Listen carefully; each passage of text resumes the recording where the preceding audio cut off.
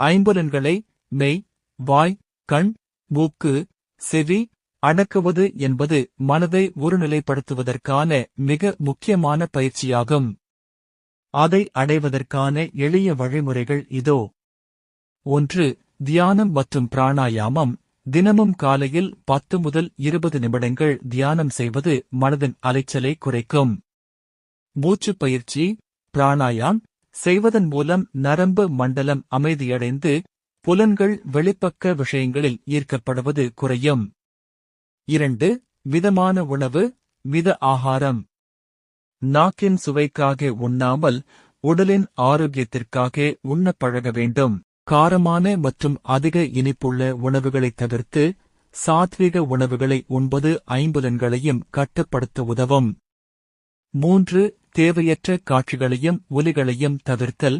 இன்றைய காலத்தில் அலைபேசி மற்றும் சமூக ஊடகங்கள் புலன்களை அதிகம் சிதறடிக்கின்றன. தேவையற்ற செய்திகள், ஆபாசமான அல்லது வன்முறையான காட்சிகள் மற்றும் வீணான அரட்டைகளை தவிர்ப்பது செவி மற்றும் கண் புலன்களை காக்கும். 4. விழிப்புணர்வுடன் இருத்தல் மைண்ட்ஃபுல்னஸ். ஒவ்வொரு செயலையும் செய்யும்போது அந்த வினாடியில் முழு கவனத்துடன் இருக்க வேண்டும். உதாரணமாக, சாப்பிடும்போது உணவின் சுவையை மட்டும் கவனிப்பது, பேசும்போது வார்த்தைகளில் கவனம் செலுத்துவது போன்ற பயிற்சிகள் புலன் அடக்கத்திற்கு உதவும். 5. மௌன விரதம். வாரத்தில் ஒரு நாள் அல்லது ஒரு குறிப்பிட்ட நேரம் மௌனமாக இருப்பது தேவையற்ற பேச்சை குறைத்து மன ஆற்றலை சேமிக்க உதவும்.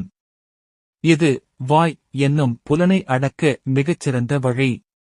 6. உடற்பயிற்சி மற்றும் யோகா.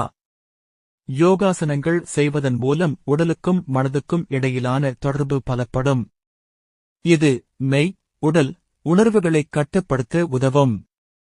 புலன்களை அடக்குவது என்பது அவற்றை அழிப்பது அல்ல, மாறாக அவற்றை அமைதிப்படுத்துவது ஆகும்.